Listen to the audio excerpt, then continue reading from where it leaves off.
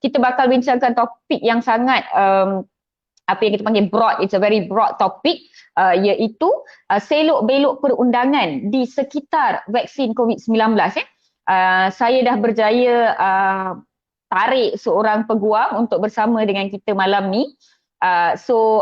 Mudah untuk kita bertanya. Saya pun banyak nak bertanya, saya pun banyak nak share, nak berdebat dengan dia, nak agree and disagree. Banyak yang saya nak buat. Jadi saya harap sesi hari ini mulia-mulia sahaja, tak nak ada gaduh-gaduh. Saya harap semuanya suci murni.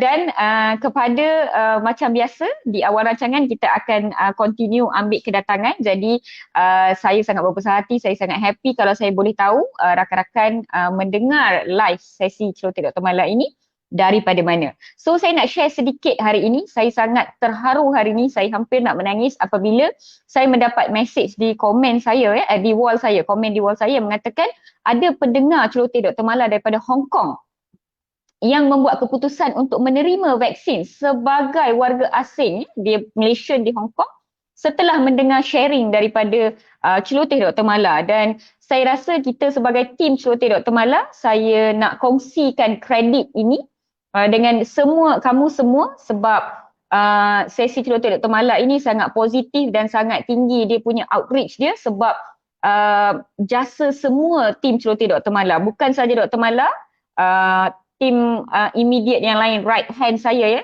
Sis Norza, Sis Fadila, Sis Lily, Dr. Amir dan semua tim immediate Celoteh Dr. Mala dan tim-tim Celoteh Dr. Mala yang lain. Kalian semua yang sharekan video ini, kalian semua yang komen di video ini, kalian semua yang forward video ini di WhatsApp group, kamulah yang sebenarnya berjasa untuk besarkan reach daripada celoteh saya, yang mana pengetahuan ini sampai kepada semua lapisan masyarakat. So kita bersama-sama berkongsi kredit ini. Okay, alright. So semoga yang baik itu let only the good be within the people, all the bad actually came from me. I'm sorry for that. Okay, tanpa merugikan masa, saya nak menjemput peguam special pada hari ini. Saya tak nak cakap dia handsome, saya tak nak cakap dia muda, saya tak nak cakap dia sangat-sangat berbeza, sangat-sangat berkaliber. Kalian tengok sendiri nanti. Beliau adalah Tuan Mahmud yang merupakan peguam utama di dia punya legal firm yang bernama Mrs. Amir Mahmud and Co. Itu adalah dia punya company peguam dia. Saya tak nak promo lebih-lebih. Kamu boleh check profile Tuan Mahmud sendiri atas nama Mahmud Jumaat. Very young, very mesmerizing lawyer. So saya jemput Tuan Mahmud untuk ke sesi Celoteh Dr. Mala hari ini. Hai Tuan Mahmud. Hello, hi Dr. Mala. How are you? Kejap. Sorry. Alright. Okay, ulang balik Tuan Mahmud. Hello, hi Doktor. Apa khabar? Okay, hai. Baru saya boleh dengar. Khabar baik Tuan Mahmud, apa khabar hari ni? Very good, very good. Okay, alright. So, ramai yang teruja nak dengar topik hari ni sebab for the first time saya rasa saya akan dikalahkan. Siapa yang lagi banyak cakap, lawyer ke doktor?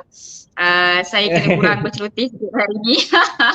Nak bagi laluan sikit dekat tuan. So, kepada semua tim Celoteh Dr. Mala, saya minta kalian semua untuk welcome Tuan Mahmud dan ucapkan terima kasih kepada dia sebab sudi bersama dengan kita malam ni. Ini adalah antara topik yang saya jemput tetamu lain sebab bukan saya punya bidang. So saya tak nak jadi macam setengah-setengah golongan yang mana bukan bidang dia pun dia nak komen juga.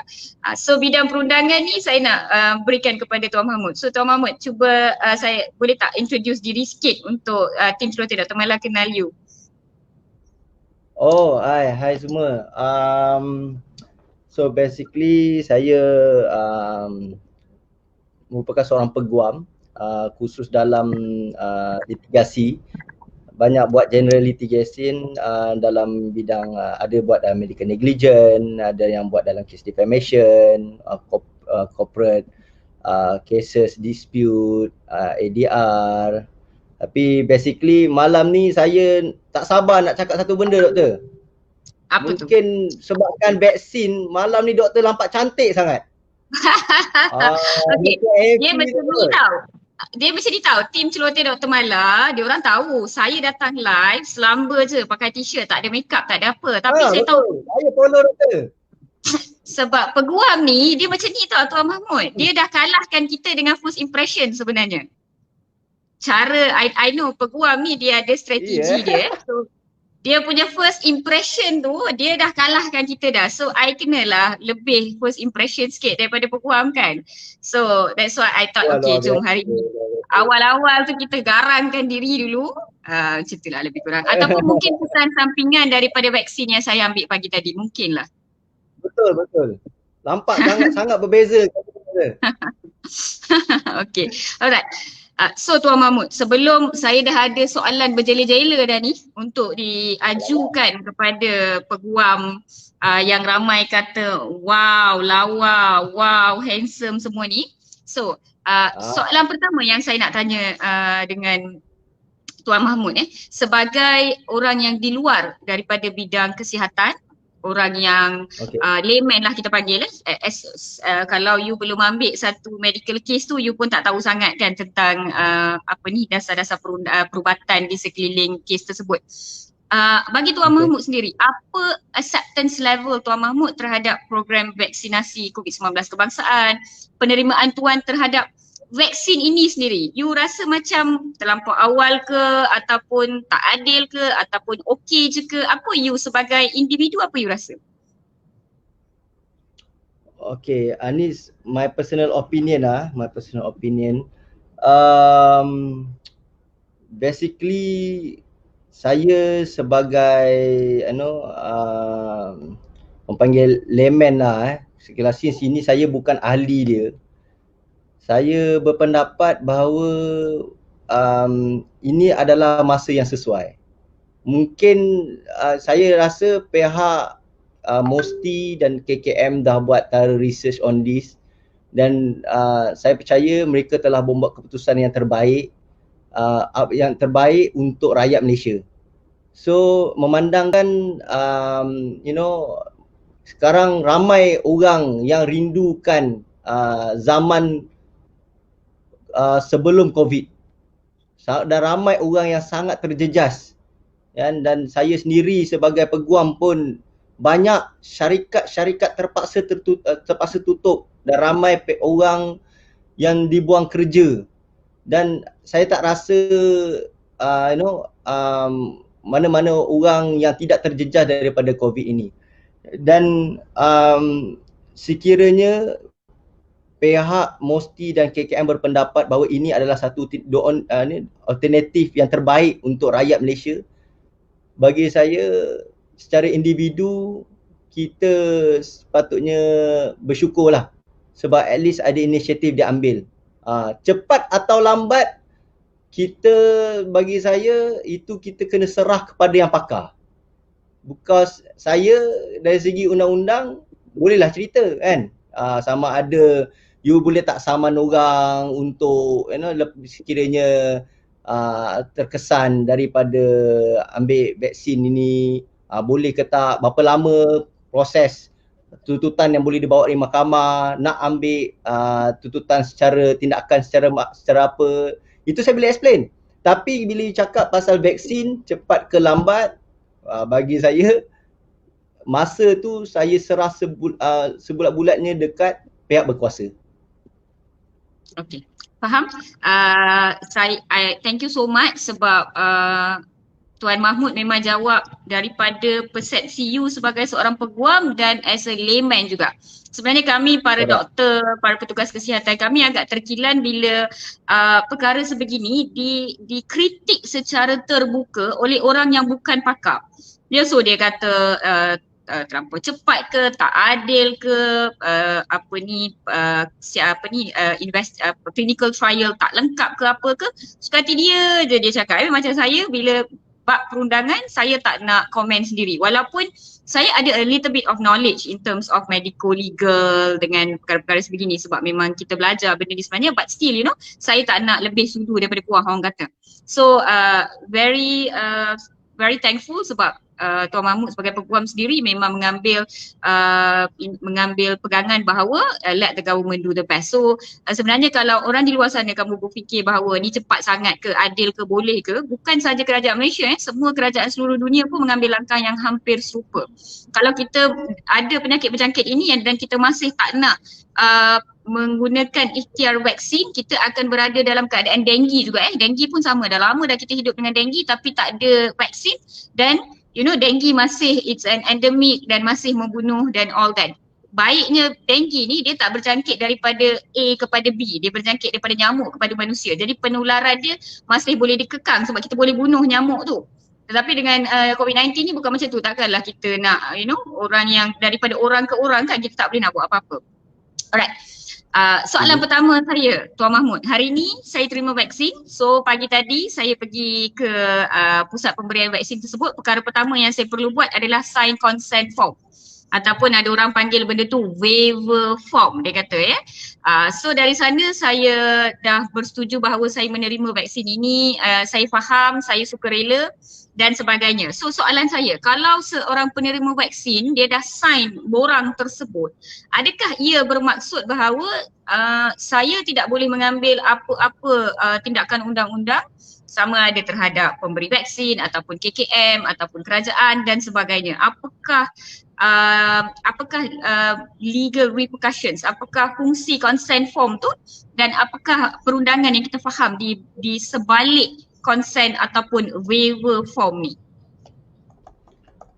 Okey, doktor, sebelum saya jawab soalan doktor, waktu doktor sign consent form tu, adakah para pegawai perubatan tersebut, saya mungkin doktor punya treatment mungkin berbeza dengan orang layman yang lain.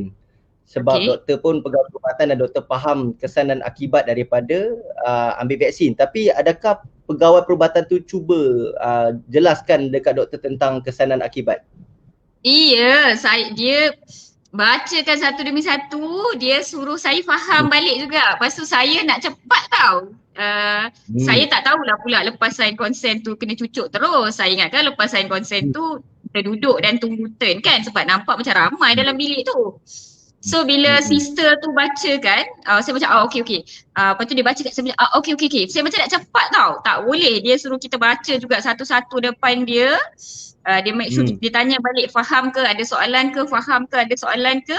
Lepas tu baru dia bagi kita sign. Dan apa yang dah dipesan kepada kami adalah dalam borang tu, sebab kami dinasihatkan untuk print siap-siap 2 kopi dan bawa ke pusat vaksinasi untuk cepatkan proses tu. So kita boleh isi semua maklumat, nama dan sebagainya, tapi tak boleh tanda tangan dulu. Dah sampai kat situ baru kena tanda tangan di depan mereka dan petugas tu sign tanda tangan sebagai saksi. So saya pun berbuat perkara sedemikian, tapi dia tak nak skip sikit pun, dia memang nak bacakan juga. Kenapa tu Tuan Mahmud? Sebab tu guys, you all kena jelas, okay. Sebenarnya tanggungjawab MOSTI dan KKM ni sangat berat. Okay, silap cuai sikit, silap siap. Kan? Because semua orang tengah perhati je. Semua tengah perhati je kan. Yelah, tengoklah apa yang berlaku kan. Ada seorang sakit sikit ke kan, terbatuk sikit ke, apatah lagi seorang orang mati ke lepas ambil vaksin ke, mereka akan ditarik. Story ni akan tarik, dia akan gunakan sebagai satu bullet lah against kerajaan. Dia bukan apa, sebenarnya consent form ni punya prinsipal ni dia telah jelas kan, undang-undang dalam consent form ni dah settle melalui satu kes dia panggil Fufuena Principle tau. Dulu ni satu kes yang diputuskan di Mahkamah Persekutuan, yang mana Mahkamah Persekutuan ni dia kata dua elemen ni kalau orang gagal untuk bukan orang, maksud profesional tu gagal, pegawai perubatan gagal untuk make sure dua elemen ni difahami oleh pihak penerima vaksin ataupun apa saja jenis pembedahan ke, ubat-ubatan ke, treatment ke, consent form tersebut terbatal. Maknanya immunity yang diberikan oleh pihak pesakit kepada pihak doktor terbatal. Apakah ia? Pertama sekali, seorang doktor mempunyai tugas untuk jelaskan dia punya kesan dan akibat daripada apa-apa rawatan yang diberikan. Dia punya cause and effect tu, doktor tu, pegawai perubatan kena make sure dia betul-betul faham. Kalaulah makcik tu tak boleh nak baca, dia kena terangkan. Kalau pakcik tu tak faham bahasa Melayu, dia kena cakap orang putih. Tak faham orang putih, dia kena panggil translator, baru cakap bahasa Cina. Tak faham bahasa Cina lah. So dia kena make sure dia betul-betul faham. Yang kedua, dia kena make sure yang dia faham seluruh konteks consent form tersebut. That's why waktu doktor tadi, bila doktor nak sign tu, dia tanya doktor faham ke kan? Because saya cakap ni sebab saya dah baca dah consent form tu. Yang mana consent form tu dia dalam sebelum kita nak ambil vaksin ni, pertama sekali kita kena faham yang bahawa pengambilan vaksin tu akan menimbulkan reaksi serta kesan sampingan seperti yang dinyatakan dalam maklumat vaksin. Dia dah bagi tahu dia punya yang pertama sekali dia kena make sure dia faham. Nombor dua, dia dan orang tersebut dia dah bertanggungjawab ke atas risiko akibat daripada keputusan dan tindakan kerana manfaat vaksin tu lebih baik daripada sampingannya. Ini saya bahas daripada consent form. Yang ketiga, vaksin itu tidak akan memberi jaminan bahawa jangkitan COVID, bahawa orang tersebut tidak akan mendapatkan jangkitan COVID. Yang keempat, menandatangani persetujuan menerima vaksin COVID-19 dan dia bersetuju dan rela hati untuk melengkapkan jumlah pengambilan dos vaksin. So, you kena terang satu persatu. Dan pihak penerima vaksin tersebut, dia at any time, dia can just withdraw. Maknanya dia tak nak. Dia ada hak di bawah undang-undang untuk refuse to sign. So, bila dua elemen ni telah dipenuhi oleh pihak pegawai perubatan tersebut, dan sekiranya berlaku apa-apa, barulah dia mendapat shield of the immunity. Dia mendapat dia punya indemnity lah. Tetapi kalau dia gagal untuk pastikan dua elemen ni, pihak pesakit masih boleh mengambil tindakan ke atas pegawai perubatan tersebut. Sebab itulah ada sekarang ni ada viral pula.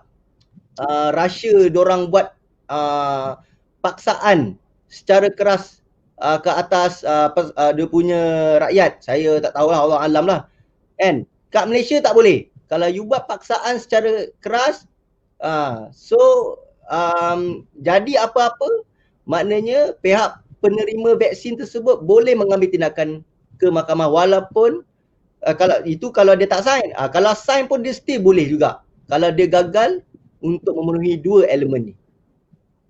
Okey, kalau macam tu, mengikut apa yang saya faham dengan apa yang Tuan Mahmud terangkan ya, maksudnya orang-orang yang duk viral, orang-orang yang duk komen cakap yang ambil vaksin ni pihak kenapa kalau saya ambil vaksin saya tak boleh saman kerajaan, kenapa saya tak, kalau saya dah ambil vaksin pihak pengeluar ataupun pihak kerajaan ada blanket immunity, apa-apa jadi kat awak pun tak ada siapa tanggung. Ada pula yang nasihatkan, bayarlah hutang siap-siap, buatlah wasiat siap-siap kalau takut tak sempat. So saya nak recap balik apa yang Tuan Mahmud cakap. Kamu menerima vaksin itu dengan sukarela, tanpa paksaan, dengan memahami bahawa segala kesan, manfaat dan kesan sampingan telah diterangkan terhadap kalian. Dan yang paling penting, apa yang Tuan Mahmud cakap tadi dia kata apabila ia telah diterangkan secara begitu dan dia betul-betul ikut standard of operating procedure, memang ikut guideline, di situ sahaja pihak pemberi ada immunity. Kalau ada sedikit pun kecuaian daripada standard operating procedure, kalau kamu kata saya dipaksa ke apa ke macam ramai yang duk ratik, tak tahulah betul ke tidak ataupun sengaja diada-adakan, maksudnya kamu ada all legal rights, kamu ada hak perundangan ya untuk diri kamu. Pada pendapat saya lah, dan bagi saya kan Tuan Mahmud, sebenarnya consent form vaksin ini bagi saya sebagai seorang doktor, ia agak sama dengan consent form lain yang dah ada di bidang perubatan buat masa sekarang. Contohnya consent pembedahan, consent penerimaan rawatan, consent dan sebagainya. Ia tidak bermaksud kamu tak boleh ambil apa-apa tindakan perundangan ya. Kamu dah sign sebelum buat operation, contohnya pembedahan untuk appendix. Okey, selepas itu kamu mendapat kesan sampingan yang tak diterangkan pun, kamu tak tahu pun. Rupa-rupanya ada kecuaian dalam amalan perubatan yang telah diberi kepada kamu. Ada kecuaian dalam rawatan yang diberi kepada kamu yang mana kamu terpaksa face dia punya komplikasi yang menyusahkan kamu, menyebabkan kamu stres secara emosi, hilang pendapatan dan sebagainya. Sebagai pengguna, sebagai pesakit, walaupun kamu dah sign borang konsen tersebut, kamu masih ada ruang dalam perundangan untuk membela diri sendiri. Betul tak Tuan Mahmud? Setuju, betul. Alright. So samalah kan consent for me. Sign tu bukannya maksudnya hang tanggunglah semua. Not like that. Sign ni mengatakan bahawa prosedur ini dibuat ke atas saya atas kebenaran saya. Jadi kamu tak boleh ambil tindakan perundangan yang mengatakan doktor operate saya tanpa pengetahuan saya. Saya divaksin di dalam tidur. Saya divaksin dan dipaksa. Dia tak boleh cakap macam tu lah. Maksudnya kamu sedar prosedur itu dibuat terhadap kamu. Betul ke? Betul. Tapi mungkin saya akan reserve ke komen saya berkenaan dengan vaksin ni. Untuk COVID-19 ni dia special sikit doktor. Alright, faham. Okay, we will come to that question. We will come to that question. Bagi saya lah sebagai doktor perubatan, saya faham lawyer, orang awam di luar sana ramai yang merasakan bahawa COVID-19 ni lain, vaksin COVID-19 ni lain, dia punya immunity dia lain, dia punya legal repercussions, aspek perundangan dia lain. Tapi bagi kami di perubatan, ia agak sama saja sebenarnya. Kami diperingatkan untuk buat benda yang sama, stick to the correct SOP, ikut guideline, make sure patient faham. Semua perkara yang kami buat sebenarnya dengan niat yang baik, dengan SOP yang diingatkan, we do for us, benda tu agak serupa sebenarnya. For us lah. Alright, tapi anyway, soalan berikutnya, kalau dah Encik Mahmud kata boleh sebenarnya ambil tindakan perundangan jika berlaku apa-apa kecuaian ataupun diversion daripada standard operating procedure. Jadi soalan yang seterusnya adalah, kalau seseorang itu macam apa yang kita tahu, ada viral case kematian frontliner, dia lepas kematian disahkan serangan jantung dan sebagainya.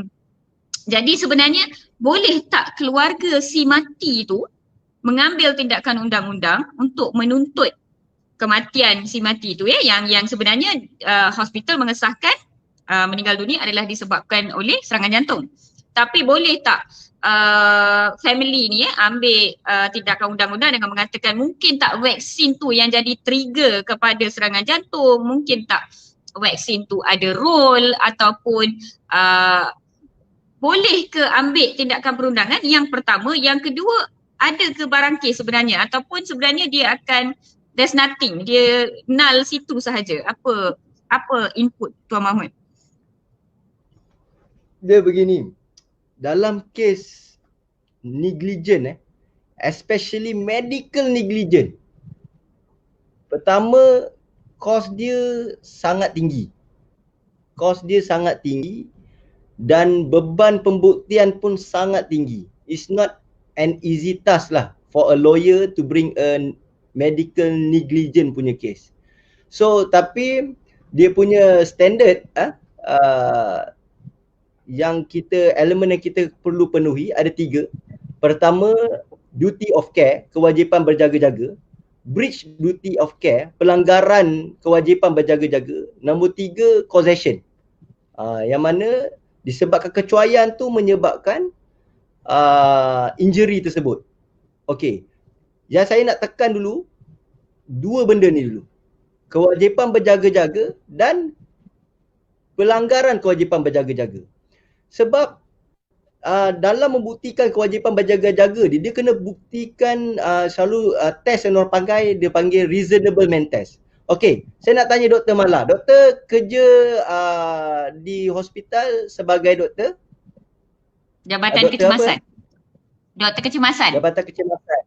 Okey. So sekiranya datang seorang pesakit, okey, dia contohnya lah dia accident, okey, and then dia patah femur lah. Dia patah femur, patah paha. So there must be an SOP yang doktor kena penuhi. Okey. So dia pertama elemen tu dia kena buktikan bahawa doktor mempunyai duty of care sebagai doktor di bahagian kecemasan untuk treat patient tersebut. Pertama sekali kita kena buktikan that duty of care. Bila dia dah buktikan ni di bawah kes, dalam kes Elizabeth Chu, dia kata okay, you kena apa yang kita perlu buat adalah kita kena ambil seorang doktor perubatan yang bekerja di bahagian medical, di bahagian emergency untuk test sama ada Dr. Mala ni dia ikut tak SOP yang ditetapkan oleh KKM sebagai pegawai perubatan. Dia akan check. So, adakah doktor yang sama dalam kepakaran Dr. Mala akan buat yang sama tak kerja dengan, akan ambil tindakan atau treatment yang sama ke seperti mana Dr. Mala buat? Kalau dia buktikan, Dr. Mala berjaya buktikan bahawa Dr. Mala telah melakukan satu SOP yang serupa dengan doktor perubatan lain di bidang Dr. Mala, maknanya Dr. Mala selamat lah. Dr. Mala tidak melakukan sebarang pelanggaran. Tetapi kalau sebaliknya Dr. Mala gagal untuk mengikut SOP, contohnya Dr. Mala kena bagi tahu superior dulu, Dr. Mala perlu maklumkan dekat patient, minta kebenaran dulu, ataupun contoh saya boleh bagi satu kes yang menarik. Nama kes ni dia panggil Low Tech Child lawan Kinta Medical Center tau. Dia pada tahun 2016 ada seorang patient ni nanya tak nanya hidup dia doktor dekat hospital tu terbagi darah yang infected by HIV punya darah. I think this case quite famous. Dalam kes tu kalaulah doktor lain yang duduk dekat dalam bidang dia takkan secuai sebegitu. Sampai macam mana you tak test dulu ke, tak make sure dulu yang darah tu tak affected by the HIV dulu, dan jarang sangat berlaku kes-kes ni. Dan ini adalah satu kecuaian yang jelas. So, berbalik kepada soalan Dr. Mala.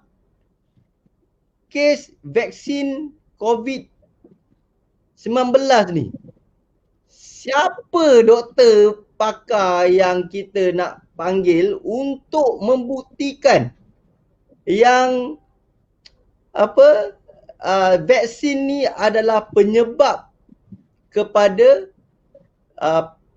si mati ni sehingga menyebabkan kematian? Macam mana kita nak buktikan causation dia? Maknanya kalaulah orang ni tak ambil vaksin, insya-Allah dia still hidup lagi. Macam mana kita nak prove tu? Itulah the difficulties on the part of the lawyer. Kita nak panggil siapa saksi pakar di bawah section 45 akta keterangan ni? Siapa yang doktor yang pakar dalam bidang ni yang boleh memberi justifikasi atas support plaintiff dalam kes ni? So it's not an easy task. What more, and it will going to cost a great cost legal fees yang sangat tinggi. Sebab nak panggil doktor pun susah. Alhamdulillah lah ada Dr. Mala yang sudi bagi knowledge kat kita semua. Tapi kalau you pergilah pergi jumpa doktor, consultation fee saja tak baru jumpa 10 minit dah berapa ratus lah kena bayar. Ini you nak ambil doktor tu letak dekat kandang saksi 3-4 hari drill dia, you rasa tak naik 20-30 ribu. Tak bukan macam tu Consultation free saya dekat sesi celoteh Dr. Mala je. Kalau naik mahkamah saya pun charge juga. Itu kena charge ikut hours. Kena charge so, yes, macam yang Tuan Mahmud kata, Yes, macam Tuan Mahmud kata ya, kes Kinta Medical Center ataupun kes yang sering dijaja oleh golongan anti-vaksin di Malaysia iaitu kes adik Muhaimin yang dibuktikan mengalami lumpuh setelah menerima vaksin ATT, tetanus toxoid ya. Dalam kes-kes begini, pihak pendakwa raya, okey, saya bukan peguam tapi saya seorang doktor. Tapi saya pernah ambil kursus medical legal, saya ada baca case study dan sebagainya. So saya ada a little bit of knowledge in terms of medical legal negligence ni dan kami di hospital juga sering ada CME tau Tuan Mahmud. Sebenarnya kami sering ada pembelajaran secara berterusan dan kami sering ada peringatan secara berterusan berkaitan dengan isu-isu medical legal ini. Sebab kita kena faham bahawa sebagai petugas saya kena sedar bahawa kes-kes saman sebegini memang makin lama makin naik. Pesakit makin sedar tentang hak-hak mereka. So kadang-kadang bukannya kita cuai tetapi kita agak culas dalam menerangkan kepada pesakit. So sebab itu kami kena macam dah cakap kena dokumen, dah dokumen kena cakap perkara-perkara seperti itu. So dalam kes Kinta Medical Center ataupun dalam kes adik Muhaimin apa yang macam Dr. Mahmud cakap, Tuan Mahmud cakap, apa yang penting adalah membuktikan bahawa adanya elemen kecuaian. Bukannya orang tu mati je hang nak saman. Orang tu lumpuh je hang nak saman. Sebab doktor bukannya pencegah kematian. Hospital bukannya pencegah kelumpuhan. Kami bukan Tuhan. The thing macam yang Tuan Mahmud cakap lah, kalau tak bagi vaksin rasanya dia hidup lagi tak? Would the person die later if that did not happen? So, biasanya di mahkamah apa yang diorang argue adalah died sooner than supposed ataupun suffered more than supposed. Adakah perawatan yang diberi itu memberi lebih banyak komplikasi, lebih banyak implikasi. So kena buktikan kecuaian tu berlaku dahulu. Macam Cik Tuan Mahmud kata tadi saya bekerja di kecemasan, adakah saya mengikut standard operating procedure? Femur fracture masuk, saya tengok dalam berapa lama? 2 minit dah tengok patient ke? Dah start drip ke? Dah letak splint ke? Ataupun datang pesakit yang sangat kritikal, saya tengok sejam yang kemudian. So dia ada standard operating procedure, dia ada guideline, dia ada quality healthcare yang kita kena bagi, dia ada benchmark sebenarnya. Jadi pihak civil, pendakwa raya, dia kena buktikan adanya kecuaian yang berlaku, adanya diversion daripada standard of care. Barulah dia boleh buktikan, dia cuai sebab tu orang ni suffer. Dia salah dalam amalan perubatan dia sebab tu klien saya suffer kematian ini ataupun kita panggil total permanent disability, kelumpuhan kecederaan kekal ini. So dia kena buktikan perkara itu dulu. Tapi biasalah dia orang mati je nak saman, accident je terus nak saman highway. Sama juga dalam kes contohnya kamu nak saman highway, kamu accident di suatu tempat, kamu nak saman lebuh raya tersebut. Sebenarnya apa yang saya faham adalah pihak pendakwa raya kena buktikan yang jalan raya tu ikut spek tak, ada amaran amaran jalan raya tak, dia buat frequent inspection ke tidak. Semua amalan itu dah ada, dan you tak boleh menang lah. Lebuh raya tu betul lah kalau you boleh tunjukkan bahawa seminggu dia memang tak buat inspection. Ada lompang rupa-rupanya di jalan raya tersebut, lampu di kawasan tersebut 8 hari memang tak berfungsi, 4 kemalangan back to back. Contohnya ada kecuaian daripada standard operating procedure, barulah kamu boleh ambil kes itu ke mahkamah dan boleh menang. Saman, semua orang nak saman kan. The question is, you ada bukti untuk menang atau tidak? I think that's more important.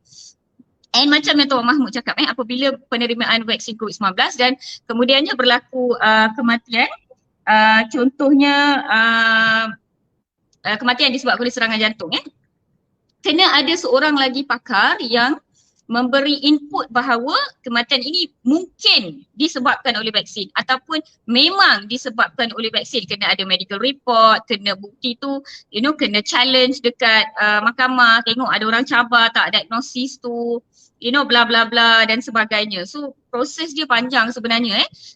Apa yang saya nak cuba cakap di sini sebagai petugas kesihatan, tugas kami adalah untuk ikut standard of procedure.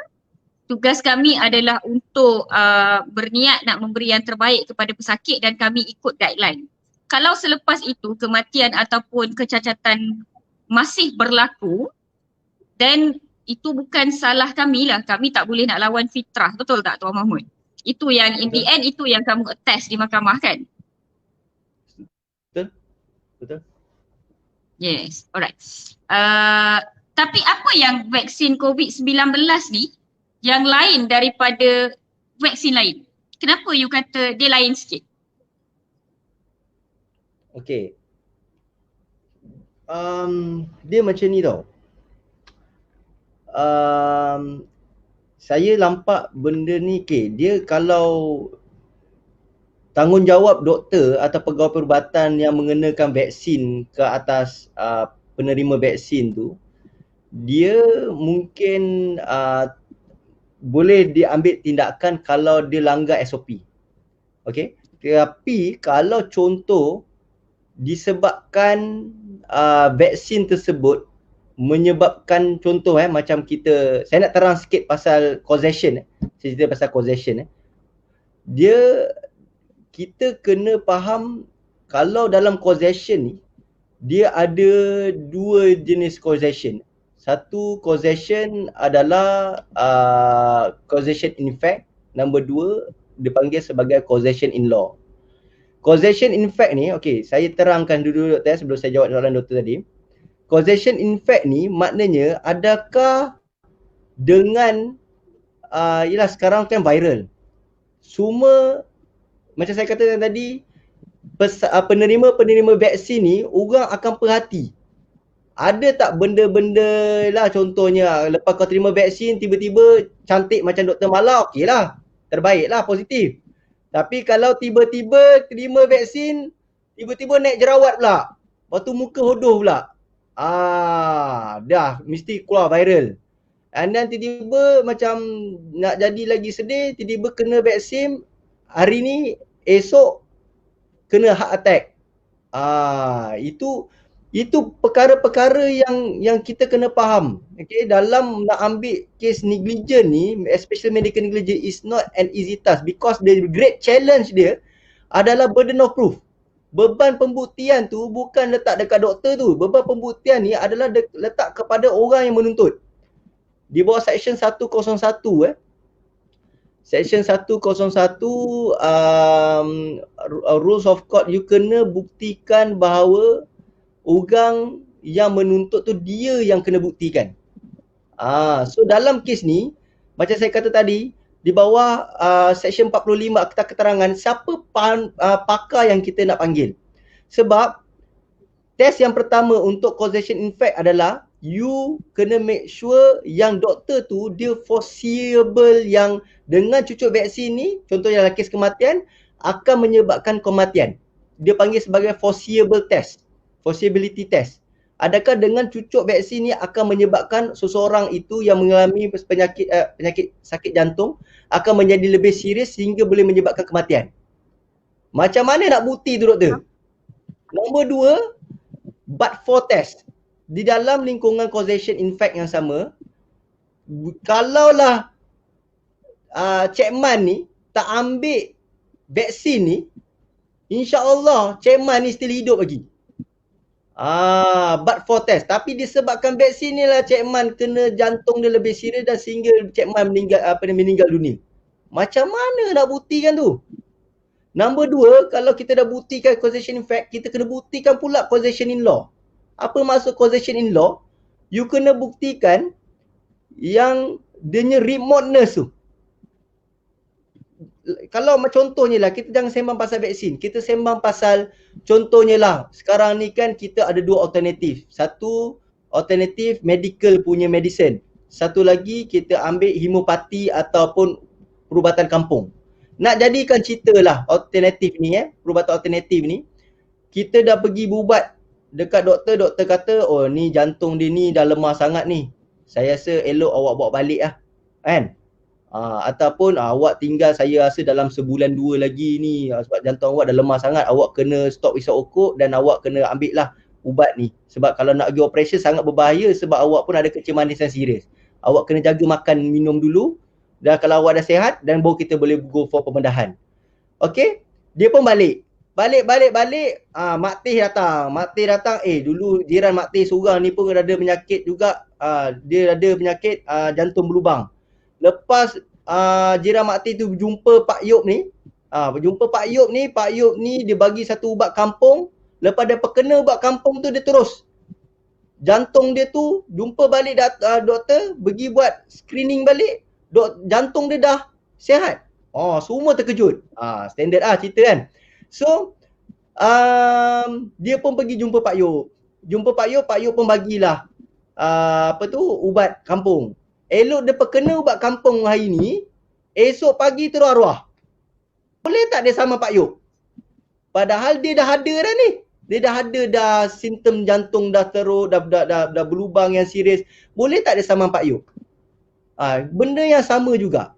So, Saya apa yang saya lama cuba Sorry kacau. Saya sebenarnya kan dah lama nak tahu jawapan kepada soalan ni, jawapan kepada situasi yang Tuan Mahmud bagi ni. Sekarang ni boleh tak saman Pak Yop tu? Yang kacau passion saya ni. Sebab dia terlalu remote, doktor. Tu apa yang terlalu remote-nya? Yelah, macam mana kita nak buktikan sebab sekarang ni dia dah ada penyakit jantung yang serius. Memang dah ada rekod. Doktor kau kata kalau standard ni memang tak lama. Tapi disebabkan ubat tu, dia ubat kampung tau, ubat herbs. Kita susah nak relate that medicine, that alternative medicine dengan jantung berlubang tu. Penyebab. Sebab tak ada lagi research yang menyokong yang tuntutan mengatakan tu. dia yang memudaratkan. Yes, tak ada. Because the burden of proof, beban pembuktian bukan dekat defendant, bukan dekat dalam kes ni doktor ataupun KKM ke ataupun Pak Yop. Burden of proof is on you. So you yang kena buktikan dulu dan baru bentuk shifted tu pihak defendant, untuk defendant pula panggil pakar. Dia panggil pakar steady je. Dia panggil pakar je kata tak ada lagi dalam medical punya research yang mengatakan ubat Pak Yop ni akan menyebabkan kematian. Ataupun dia kalau kes doktor KKM apatah lagi diorang. Semacam kes vaksin COVID-19 ni, macam mana you nak bawa? You boleh tak panggil doktor daripada luar negara datang Malaysia kan? Kalau yang sekarang tengah viral dekat dalam YouTube, boleh tak you panggil doktor-doktor tu datang? Sebab saya tak rasa none of the medical expert in Malaysia have the guts untuk datang dan explain dan jadi saksi bagi you punya tuntutan. At the end of the day, siapa kaya? Peguam lah. Saya tanya. Peguam kaya. Peguam kaya. Peguam kena bayar dulu. Bukan nak Menang kata tak apa. menang, peguam fee jalan kan? Fee bayar dulu. Kalau tidak kita orang tak datang mahkamah. Kita orang pun ada staff nak cover. Tapi itulah, you all try fahamkan apa yang saya cuba jelaskan. Kita bawa ke mahkamah memang senang, tapi bukan murah. And then you kena ingat, sekiranya kalau you saman doktor atau saman Pak Yop tadi, you kalah, you kena bayar pula kos. Silap-silap 30-40 ribu kena bayar dekat defendant tu pula. You kena bayar, lawyer fee kena bayar, dekat defendant kena bayar. So, nak menjawab doktor, kenapa COVID-19 ni punya vaksin berbeza dengan treatment-treatment lain?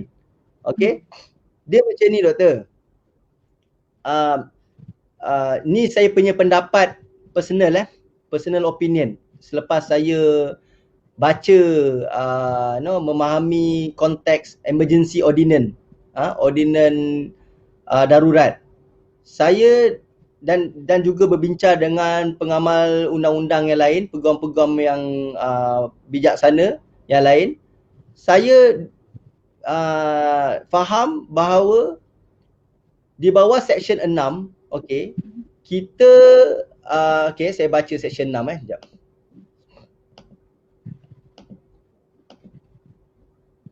Tidak nanti kena tembak pula ni. Kepada yang live bersama dengan tim Celoterik Dr. Malam malam ni, yang baru bersama dengan saya dengan Tuan Mahmud. Tuan Mahmud adalah seorang peguam. Dan kita dah cakap selamat datang kepada dia, dan siapa yang baru masuk live tolong sharekan live ni supaya info tentang perihal perundangan di sekitar vaksin COVID-19 ni sampai kepada semua rakan-rakan kita. Okey, teruskan Tuan Mahmud. Okey, di bawah section 6 kurungan 1, bagi tempoh darurat berkuat kuasa, YDPA atau mana-mana orang diberi kuasa oleh YDPA boleh melantik tertaluk kepada syarat yang ditentukan mana-mana orang yang mengeluarkan arahan untuk rawatan imunisasi, pengasingan, pemerhatian dan pengawasan di bawah perenggan 11 kurungan 3 kurungan A dan kurungan AB Akta Pencegahan dan Pengelolaan Sakit Berjangkit 1988. Okey, saya nak tanya doktor untuk frontliner doktor, sebelum saya jawab soalan tu, untuk frontliner adakah kita diwajibkan ambil vaksin? Ke pihak frontliner ada option? Ada option. Saya ada kenalan yang tolak vaksin. Kenalan yang frontliner, yang malah petugas kesihatan yang menolak vaksin bukan sebab mengandung, bukan sebab menyusu, bukan sebab kontraindikasi, sebab beliau rasa beliau belum bersedia untuk program vaksinasi. Jadi beliau tolak. Memang ada. Baik. So arahan untuk arahan ini bermakna kalau seperti mana yang dimaklumkan oleh Dr. Mala, maknanya arahan ni dia tak bersifat paksaan. Dia masih memberi pilihan kepada pihak frontliner untuk decide nak ambil ke tak nak ambil. Baik. Tapi arahan ini sekiranya dikeluarkan dan you sahut arahan itu dan menjadi sebab tiba-tiba you ada AEFI sebut nama dia. AEFI. Dan AEFI tu dan sehingga menyebabkan you suffer serious illness ke, you cacat ke, ataupun you auzubillah you meninggal dunia ke, kalau benda tu dibuktikan memang sebab kan, dan you nak ambil juga action walaupun you tak ada bukti untuk membuktikan yang dia adalah penyebab dia, you tak ada dokumen sokongan, you tak ada saksi pakar, you nak saman juga. Tapi apa yang saya difahamkan oleh di bawah ordinan ni, tiada di bawah section 10 you boleh tengok sendiri nanti. Di bawah section 10 tiada tindakan guaman, pendakwan atau apa-apa prosiding lain boleh diambil atau dibawa, dimulakan atau dikekalkan dalam mana-mana mahkamah terhadap kerajaan, mana-mana pegawai awam atau mana-mana orang yang dilantik di bawah subsection 6 kurungan 1. So maknanya kalau contohnya because of that vaccine you suffer illness, you nak saman, pihak KKM macam dalam kes tu saya ada dapat banyak info yang ada pihak peguam yang kata kita boleh still saman. Saya rasa pihak peguam tersebut mungkin terlepas pandang sebab dia tak touch langsung pasal ordinan darurat ni.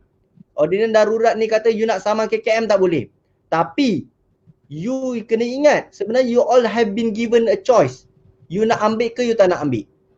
Dan kebanyakan yang jadi sekarang doktor, saya minta maaf doktor pendapat saya sebagai orang luar doktor, mungkin doktor sibuk duduk dekat hospital dan doktor tak duduk bersama dengan orang-orang awam di luar ni. Orang-orang awam di luar ni tu pengetahuan doktor, kita orang being exposed to a lot of information from outside. Dan kadang-kadang kita orang ni dah tak ada medical knowledge doktor. That's why alhamdulillah saya adalah sebab saya ada doktor, bolehlah rujuk kat doktor. Tapi orang awam yang kat luar ni yang tak ada Facebook, yang tak ada Instagram, diorang terlepas daripada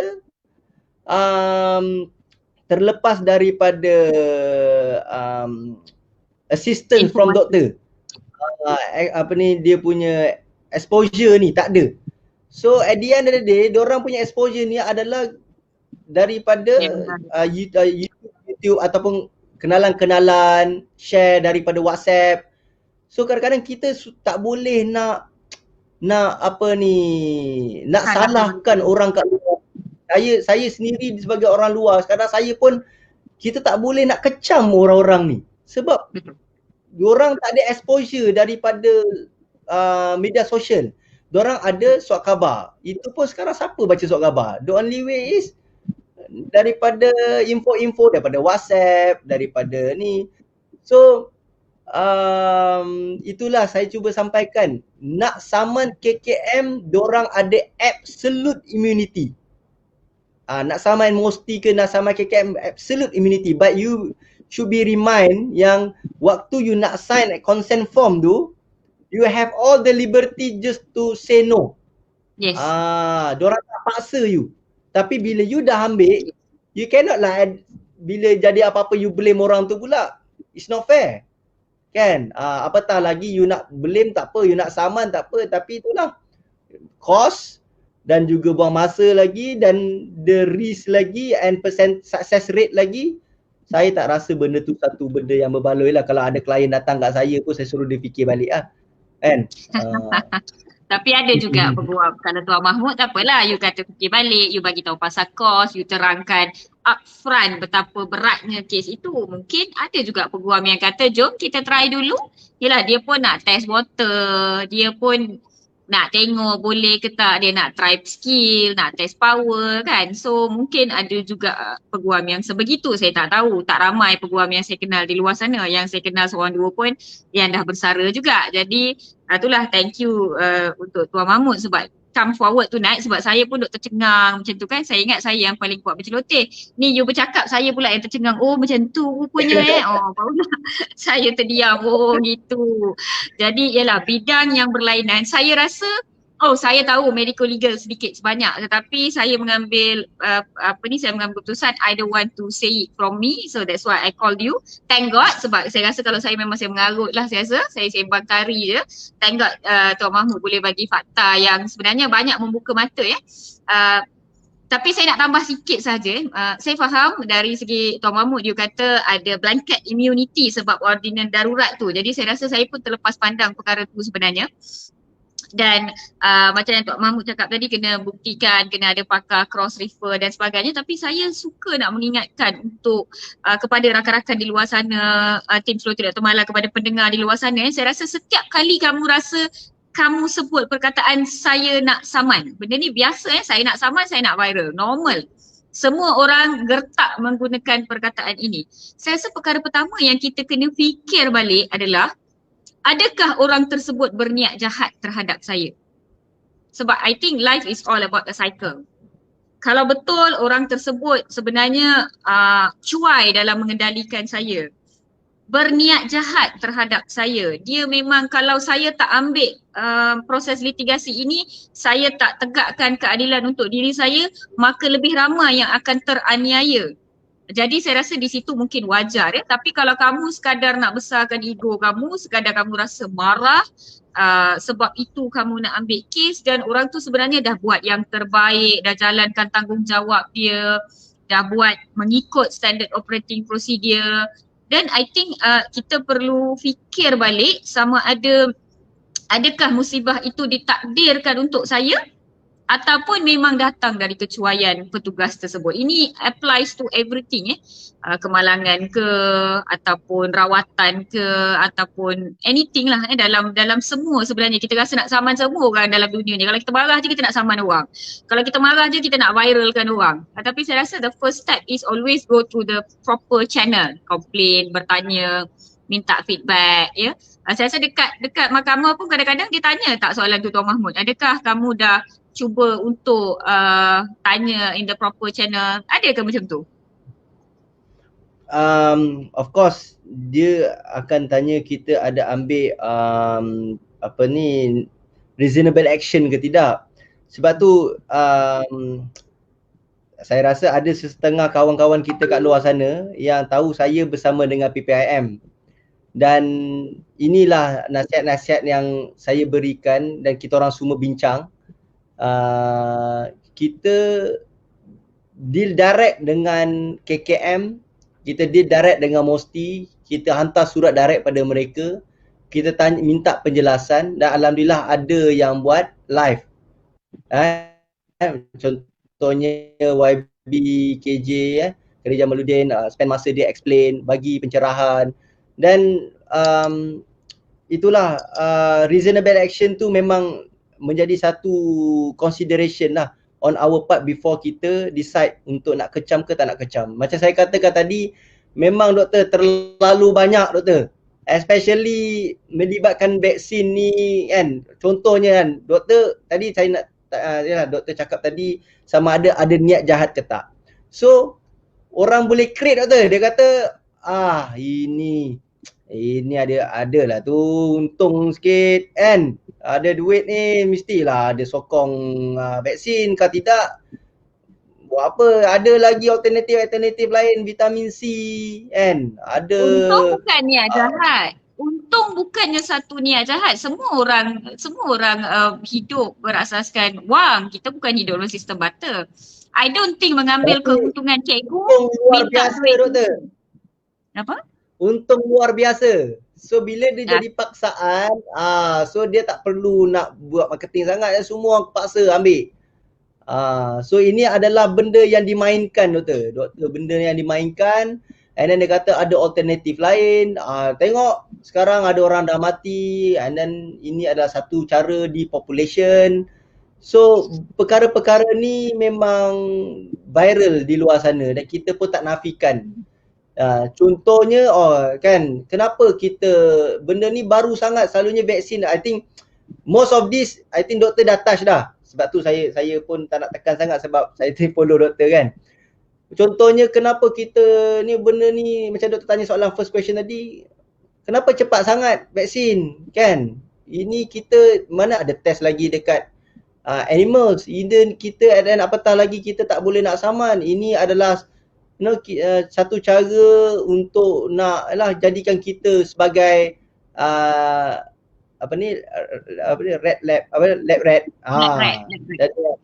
Jadi lab rat kan. So kan, padahal macam mana doktor? Kalau itu isu macam mana doktor nak jawab doktor? Bagi saya simple je. Kita tak boleh takut dengan sesuatu tanpa memahami apa yang kita takut. Kalau kita takut kegelapan, kita kena cuba buka lampu. Kalau kita takut dengan kejahilan, kita kena cuba membaca. Kita tak boleh takut membuta tuli. Dia takut kena berasas. So saya faham bila seseorang kata vaksin ini terlampau cepat ataupun vaksin ini bla bla bla. Ada orang kata dekat WhatsApp, saya takut kesan sampingan doktor, saya takut. Banyak orang kalau Tuan Mahmud jenguk Facebook Messenger saya, tak larat nak layan all the messages, sebenarnya terlampau banyak. Itu tak campur yang WhatsApp, yang call, yang semua yang bertanya ya. Takut itu saya rasa sesuatu yang fair, it's a normal thing tetapi kita kena address takut itu. Jadi apabila kamu takut, apa yang kamu kena buat adalah cari ilmu. Kamu kena cari informasi daripada channel yang sahih. Jadi bila ada sesuatu keluar dari WhatsApp group, dia kata yang ada penyakit jantung tak boleh ambil vaksin sebab orang yang ada sakit jantung meninggal selepas serangan jantung. Jadi saya rasa kamu kena address soalan itu, tengok di channel yang sesuai, tanya kepada orang yang betul-betul, and then baca balik tentang serangan jantung, apa itu serangan jantung, apakah statistik serangan jantung sebelum vaksin COVID-19, apakah statistik serangan jantung sekarang, adakah perbezaan yang ketara, peningkatan ke penurunan, bagaimanakah all that thing. So bila kita takut, sebenarnya kita kena buka mata, kita kena face benda tu, jangan lari. Ini yang saya belajar sebagai seorang wanita, sebagai seorang doktor, sebagai seorang survivor dalam society ini. Bila kita takut, kita kena face perkara tersebut. Tak boleh takut membuta tuli. Bila kita takut membuta tuli, di situlah orang akan memperkotak-katikkan kita. Orang akan menggunakan kita. Kamu takut, kamu punya fikiran dah tak waras, saya boleh cakap apa-apa pun, semua yang saya cakap awak akan dengar. Saya rasa di situ yang kita shaky sebenarnya ya. Kalau kita stable, kita steady, okey tak apa. Saya bukan fasa pertama pun, saya fasa kedua. Saya ada masa lagi. Saya masih nak korek ilmu, saya masih nak cari ilmu, saya nak dapatkan ilmu dua-dua belah. Saya nak tengok yang mana yang lebih memberi confident kepada saya. Then that is how you should address that. Dan saya faham apa yang Tuan Mahmud kata, ada setengah-setengah golongan yang dia tak ada Facebook, dia tak ada Instagram, dia ada WhatsApp saja. Jadi semua yang keluar dekat WhatsApp WhatsApp group tu, dia rasa itu macam berita jam 8.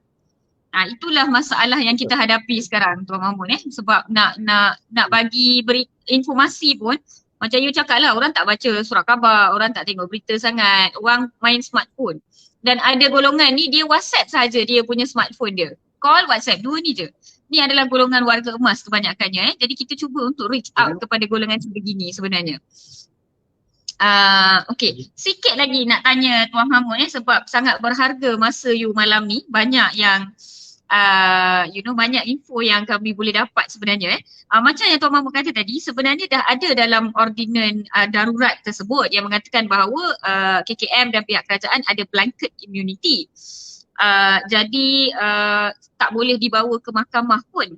Jadi saya faham sebenarnya ini adalah ketika di dalam ordinan darurat sahaja, betul tak? Kalau dah habis darurat nanti habis tak? Habis darurat habis lah.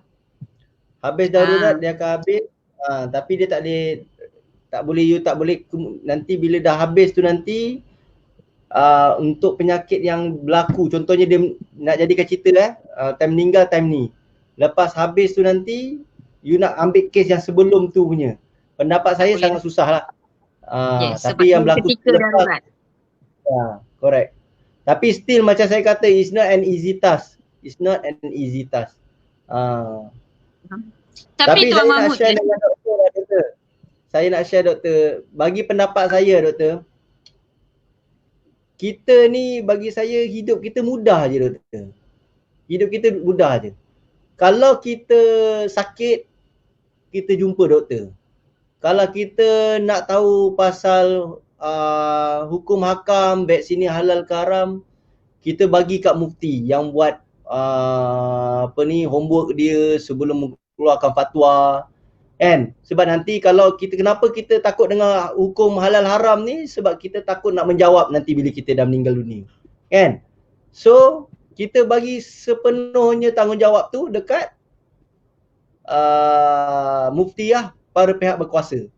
Kan? Kalau kita kerja doktor pun kita nak kena buat, kita nak kena check vaksin tu selamat ke tidak. Masak doktor. Saya ni kan macam lawyer ni kan. Nak kita ada kerja sendiri, lepas tu nak fikir pula, ni vaksin ni selamat ke tak selamat ni. Saya dah malah nak fikir doktor kan. Kalau doktor dah bagi tahu, pihak pegawai perubatan dah bagi tahu benda ni selamat. Nak fikir apa lagi? Sebab kita punya research adalah terhad. Kita punya information platform kita sangat terhad. So kita bagi dekat pihak yang boleh berbincang, musyarakah dengan ramai-ramai orang. So dia lebih pakar, diorang buat research, and then bila datangnya keputusan, diorang buat keputusan, and then kita ada makluman kita bagi saya, kita ambil je. Sebab kalau kita kerja diorang pun kita nak buat, kerja mufti pun kita nak buat, boy, hebat sangat. Hebat sangat. Tak salah nak berfikir, tak salah nak bertanya kan. Boleh kita kupas, tak salah orang awam macam Tuan Buang nak. Boleh berfikir, correct. Tapi ada had dia. Tapi kalau kita nak pergi influence others, kita nak itu dah jadi satu bagi saya isu besar lah. Cuma macam saya percaya dan kawan-kawan saya dekat PPIM, kami fikir macam ni. Kita bukan pro vaksin, bukan anti vaksin. Kita pro choice, kita membawa suara rakyat dan kita percaya semua orang ada hak untuk mendapatkan kepastian, dan information yang kami dapat ni untuk kami bagi kepada semua orang. Sebab kami nak cater orang yang tak ada Facebook ni doktor. Orang yang tak ada Instagram, orang yang macam doktor kata tu, ada handphone, ada WhatsApp dengan ada YouTube. Betul. So kita orang dapat information ni semua, kita orang bagi dekat diorang. Itu yang apa kami buat. Okay, faham. Nak tambah di situ bila yang Encik Mahmud cakap tadi tu. Okey, keluarga si mati punya hak Encik dah sebut. Immunity yang ada pada kerajaan ni soalan yang saya dapat sebelum kita live tadi Apa pula kesan perundangan apabila ada orang ni meninggal, ya? Kerajaan dah cakap ataupun pihak berkuasa dah cakap ini sebab kematian. Yang viralkan tu orang lain pula untuk dia punya kepentingan. Lepas tu digertak pula keluarga si mati tu. Keluarga si mati dah kata dah tolong turunkan post ni. Ya, kematian tak berkaitan dengan vaksin. Kami nak berkabung dulu ya. Kami masih tengah bersedih. Dia pula gertak. Lebih sudu daripada kuah Dia pula gertak. Dia pula nak saman. Dia rasa dia orang yang viralkan berita tu. Apakah kesan perundangan terhadap dia? Tuan Mahmud. Dia tengok je penerima vaksin kat mana, apa jadi, jatuh ke, aksiden ke, meninggal ke, terus dia ambil, pum dia viralkan. Tak ada apa-apa legal repercussions ke di situ? Okey, dia macam ni doktor. Saya percaya ada sesetengah pihak diorang tak nampak betapa seriusnya tindakan diorang ni. Sebab tindakan diorang ni adalah jelas bertentangan dengan undang-undang. Dan yalah, time sekarang ni yalah, apatah lagi dengan keadaan darurat, ramai pihak yang terjejas. Memang target kerajaan ni nak revive balik ekonomi. That's why diorang mengenakan satu hukuman yang keras pada mereka yang membuat berita palsu ni. Yang mana berita palsu yang melibatkan COVID ni boleh dikenakan tindakan yang keras. Dia untuk waris tersebut, diorang nak saman boleh, tapi bagi saya daripada you all saman, saya nasihatkan lebih kepada you buat laporan polis. Apa you all buat, you all boleh screenshot kan, you all pergi buat laporan polis, biar polis buat kerja. Dan terhadap itu yang lebih viralkan kematian ni ke? Correct. Pihak yang viral berita palsu ni. Sebab itulah saya bagi warning dekat ni lah, saya bagi saya bagi nasihat kepada orang di luar sana, benda ni sangat serius. Jangan main-main. Sebab sekali bang kau dah sangkut, tak guna main mesej-mesej ni forward tu, rasa sonok je kan, ingat tak ada apa-apa. Tapi bila sekali sangkut bang, nak kena cari lawyer pula, nak kena defense, naik turun mahkamah, lepas tu dah kena gantung kerja. Baloi tak? Tak baloi kan, disebabkan tangan tu, jari tu gatal sangat, tak pasal-pasal you ke dalam kan, kena reman lagi. Saya nasihat, kalau you dah tak tahan sangat, you WhatsApp lah anak bini you ke, WhatsApp family ke, jangan viral kat luar. Kalau anak bini je tak ada masalah. Kalau you dah bagi dekat luar, you dah buat satu sebaran berita palsu, tak kisahlah you kata benda tu bukan palsu, itu berita benar. Kita kena fight for the people. Ini kita kena expose. Ramai lagi akan meninggal dunia because of this vaccine. Ini tanggungjawab kita sebagai fardu kifayah. Kalau you rasa benda tu betul, bagi saya macam ni lah. You cari dulu bukti. You kumpul semua bukti, you bawa dekat peguam. Tanya peguam you, you rasa ni macam mana? Strong tak? Biar peguam nasihat. Kalau peguam kata ini dah strong, you pergi sebar. Tapi pergi sebar tu bukan you seorang yang sebar, suruh peguam tu sendiri pergi sebar. Tengok peguam tu berani tak? Nanti peguam tu sebar, dia nak duit pula. Nanti dia kata kau ke dalam, aku boleh buat duit. Tak. Kalau dia sebar, suruh peguam tu sekali sebar. Tengok dia berani tak? Kalau dia tak berani, you jangan buat. Ada sebab lah tu. Kan? So kalau you rasa berita tu benda yang 50-50, jangan sebar. Sebab kalau you tak berjaya buktikan bahawa berita tu ada berita benar dan bukan palsu, you ke dalam. Ke dalam, siapa susah? Anak susah, bini susah, lepas tu kerja kena buang, kena gantung. Berbaloi ke tak berbaloi? Tu ada Syairin Putih cakap yang tak tahan tu muka masuk TV tu, yang tak tahan tu. Kena gari masuk TV kan nanti. Tu yang tak tahan tu. Satu kampung kak, malu kak oi. Jadi kepada golongan yang duk tengok apa berlaku kepada penerima vaksin, duk tak sabar-sabar, duk viralkan benda-benda, cuba mengaitkan dengan cara yang bijak. Dia sebut menerima vaksin 19 hari yang lepas, sekarang telah meninggal dunia. Saya ucapkan bla bla bla, gitu je. Dia tak sambung pun ayat-ayat dia. Dia kata saya tak cakap pun vaksin tu yang menyebabkan. Saya kata dia terima vaksin kemudian dia meninggal ya. Jadi kepada golongan di luar sana, this is a warning to you. Keluarga si mati boleh membuat report polis dan polis boleh mengambil tindakan sama ada dari segi jenayah yang kamu menyebarkan berita palsu, dan kalau polis boleh buktikan benda tu, saya percaya keluarga si mati pula boleh mengambil tindakan sivil terhadap kamu. kerana emosi yang ditanggung, losses yang dia tanggung dan sebagainya dan saya rasa tak susah untuk peguam buktikan the emotional distress, the emotional losses yang keluarga si mati hadapi akibat kamu yang menyebarkan berita palsu tersebut and you know, selain daripada tindakan perundangan ini, saya minta kamu semua tolonglah kita tak tahu bila kita akan mati, tolonglah jangan tunggang berita kematian orang lain.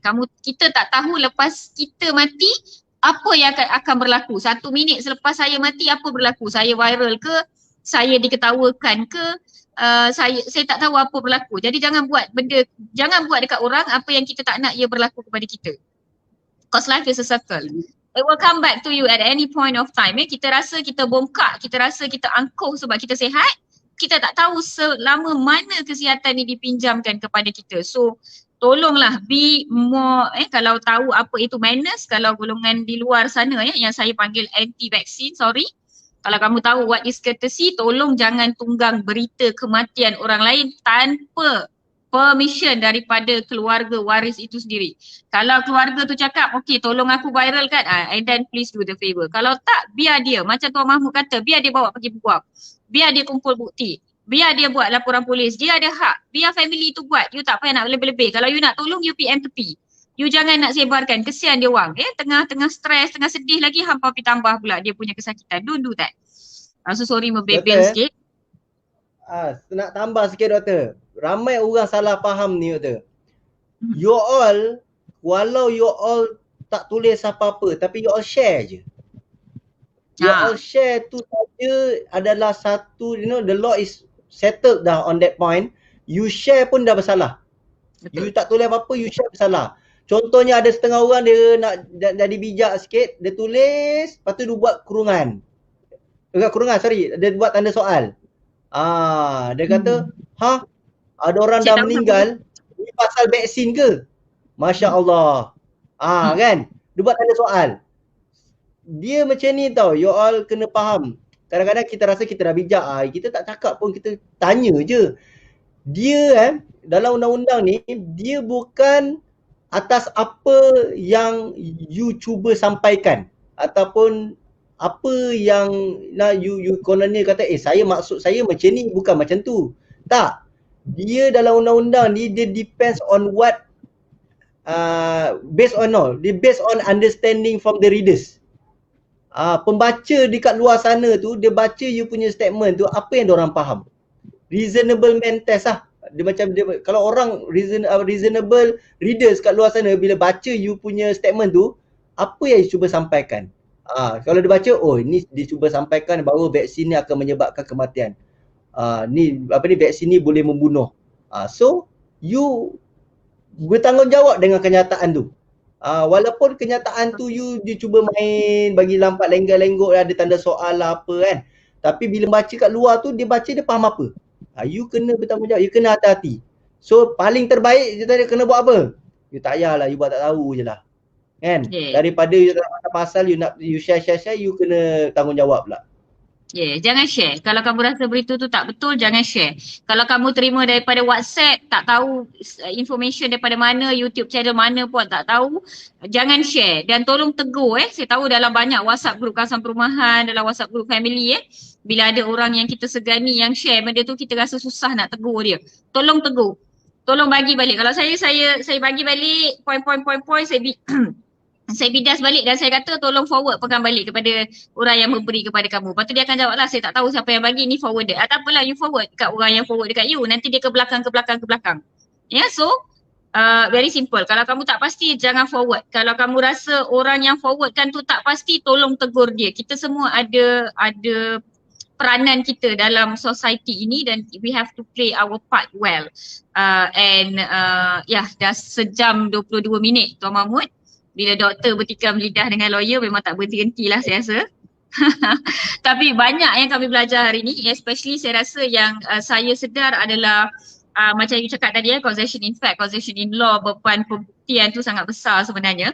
Dan dari segi perubatan saya rasa kalau ada scattered case dalam 380,000 penerima, ada 2 kematian serangan jantung dan penerima memang ada penyakit kronik Dan kita tahu macam saya selalu cakap, vaksin ini memberi perlindungan terhadap jangkitan COVID-19. Dia tidak memudaratkan ataupun mencegah apa-apa penyakit yang lain. Jadi saya rasa memang susah untuk doktor sendiri pun bagi opinion test apa yang berlaku tu memang susah kalau memang banyak berlaku. Daripada 380,000 penerima tiba-tiba sehari ataupun tiba-tiba 1,000 meninggal. Walaupun 1,000 tu sedikit daripada 380,000, memang kami akan dah mula gelabah dah sebenarnya.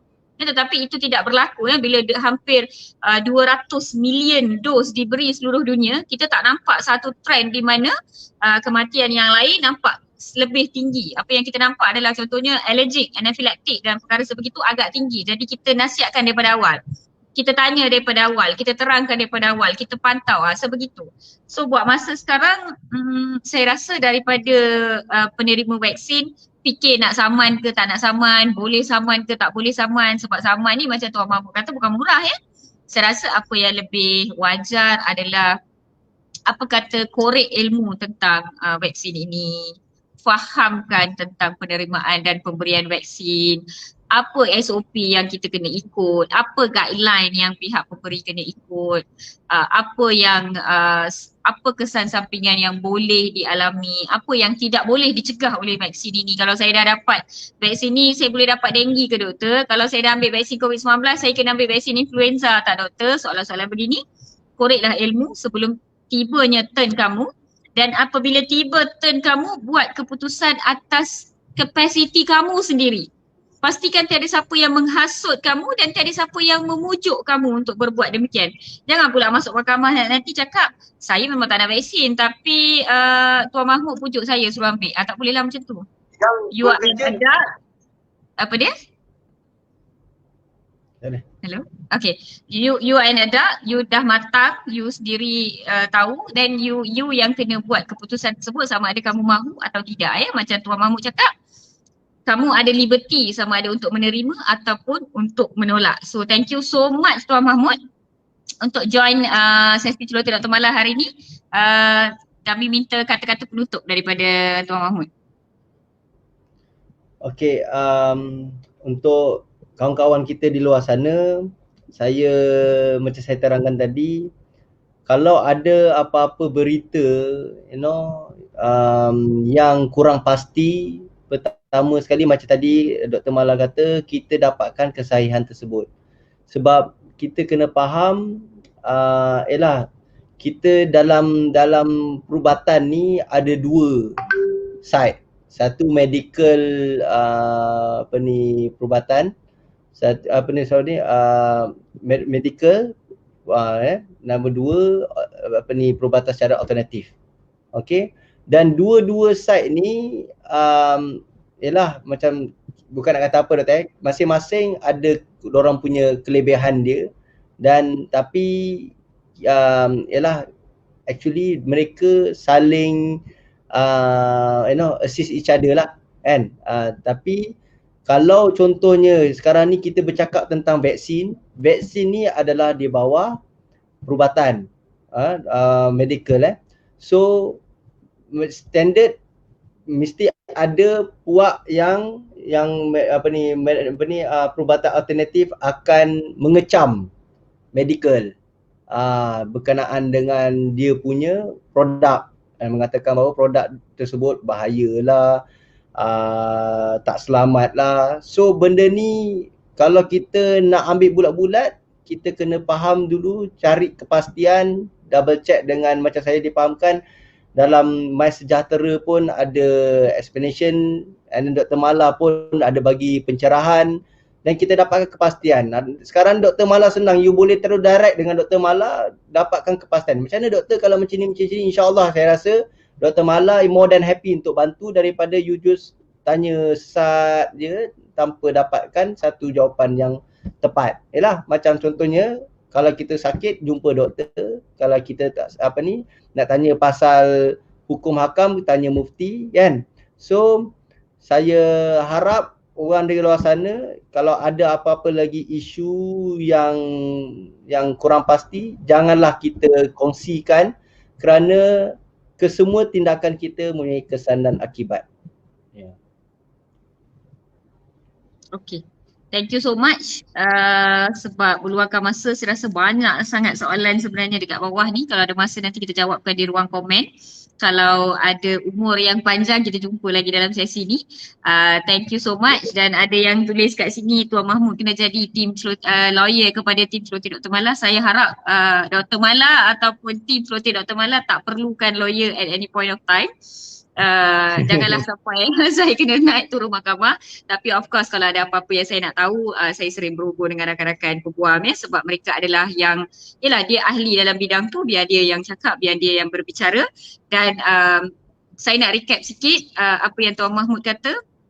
Apabila kamu nak ambil sesuatu kes, kamu rasa kamu nak saman, minta dulu pandangan daripada peguam, tanya dulu peguam. Pandangan peribadi saya, kalau saya akan tanya lebih daripada satu peguam, 2-3 orang saya tanya dan saya tengok apa perbandingan antara pendapat seorang dan seorang. Ada kalanya setengah elemen kes tu memang tanya 10 peguam pun dia jawab benda yang sama juga. Ya, sebab elemen kes tu memang macam tu Ada setengah perkara yang sebenarnya lain peguam jawab seperti yang lain Jadi make sure you dapatkan nasihat yang betul, yang sahih, dapatkan information daripada channel yang betul. Dan saya rasa topik hari ini iaitu perihal perundangan di sekitar vaksin COVID-19, hak pengguna, hak doktor, hak petugas kesihatan, apa yang kita kena follow supaya kita tak jadi kita tak terkena saman, tak disaman tak ada legal litigation process and everything. Very important sharing. Thank you kepada semua tim Celoteh Dr. Mala, thank you Tuan Mahmud. Kepada yang masih bersama dengan kami sehingga ke akhir rancangan, tolong sharekan video ini. Tolong tag dan kamu boleh share link ini di WhatsApp group atau apa-apa. Tapi saya tak benarkan kamu download video ini dan upload di channel kamu sendiri, YouTube ke, laman ke, tak boleh ya. Ini adalah milik saya dan Tuan Mahmud saja. So kamu boleh tengok sama ada di Facebook saya ataupun Tuan Mahmud, dua ini saja. Alright. Thank you so much kepada semua yang bersama dan thank you Tuan Mahmud, thank you moderator kita Sis Nozat malam ni juga.